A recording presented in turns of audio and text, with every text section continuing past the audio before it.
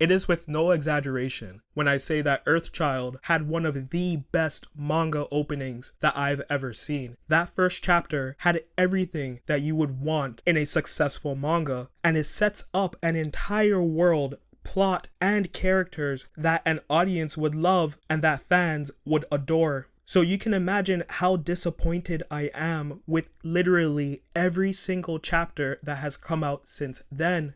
Earthchild is one of the worst mangas that I have read this year. And the thing is, it doesn't need to be this bad. You would think a mangaka that has worked on successful manga before would learn to improve over time. But Earthchild looks like it's been written by a 15-year-old who basically took the major plot points that he remembered from movies that his parents watched while he was a kid. I don't know. I keep hoping Earthchild gets better. I don't think it will.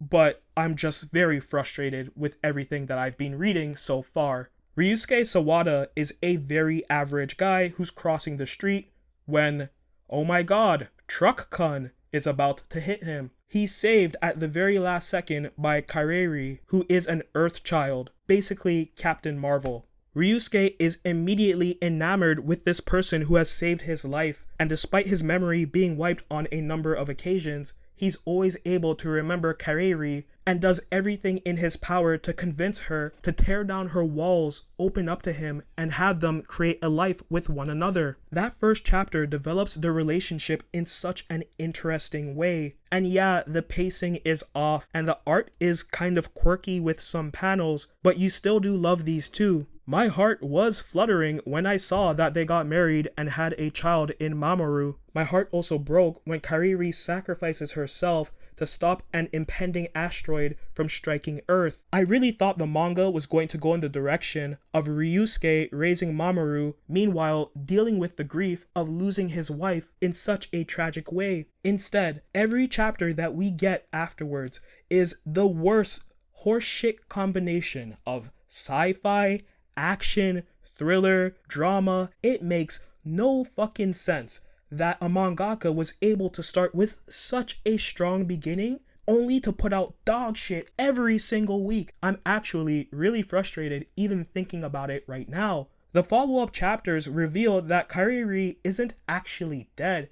She became Han Solo or some shit, and she's now stuck in the space debris that is orbiting around Earth. So okay, yeah, that's kind of cool, but then seeing the organization come, and in one chapter, they want to forcefully take Mamoru from Ryusuke. In another chapter, they want to use Mamoru and do certain procedures on him so they're able to quickly get Kareri from the space debris. But then all of that is immediately scrapped, and then we start going with random missions where the characters are able to somehow, some way, pop up to space, talk to other supporting characters that really don't matter at all, come back down to Earth, and do other weird slice of life bullshit. The mangaka has no idea what the hell he is doing on a week-by-week basis, and you can tell.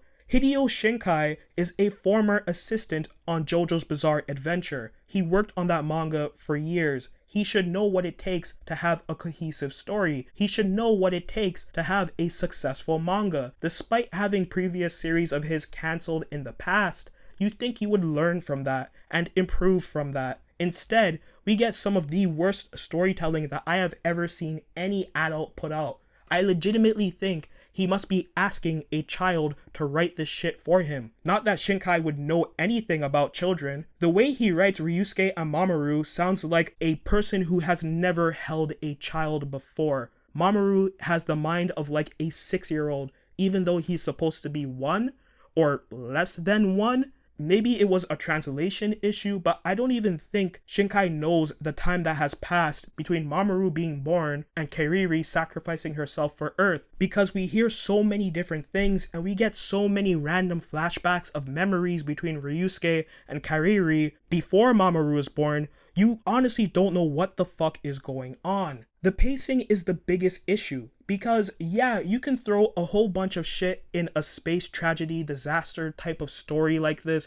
I completely get it. You're going to have to try some plans that aren't going to work. But when you solve all of the issues with telekinesis, You're basically eradicating the sci-fi aspect of this story. And when you've taken away a majority of the romance aspect and you only decide to use the slice of life aspect when you need to do some character building, the reader is confused. We have no idea what the fuck we're waiting for on a week by week basis. We don't know what the ultimate end goal of this story is. We have no idea why we keep getting so much exposition for plans that are never seen all the way through. I know it's obvious that the mangaka is trying his best to create a compelling story that does unique things, but you need to focus on 2 or 3 aspects, run with them for a while, and if it doesn't work, you move on, or have them leverage into a different point of the story. It's not like every single thing in Earthchild is bad either, but there's just too many things that are left dangling that are never addressed. We have supporting characters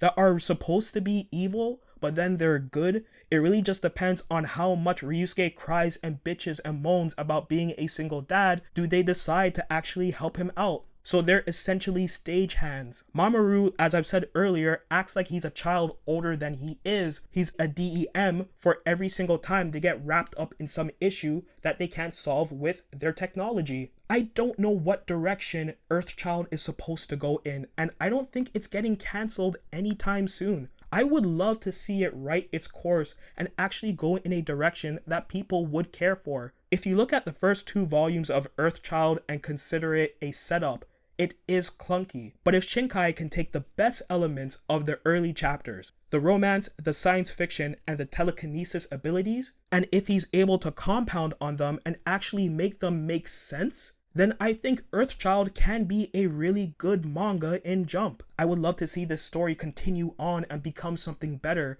but I do have my doubts. I have no faith in this mangaka. I don't think any editor coming onto this series is able to salvage it at this point. And I really do believe we're going to see yet another great story fall by the wayside because of the lack of ability and adaptability from the mangaka. But at least I can say that Earthchild did give me a lot of different emotions, even if they weren't comforting, welcome emotions.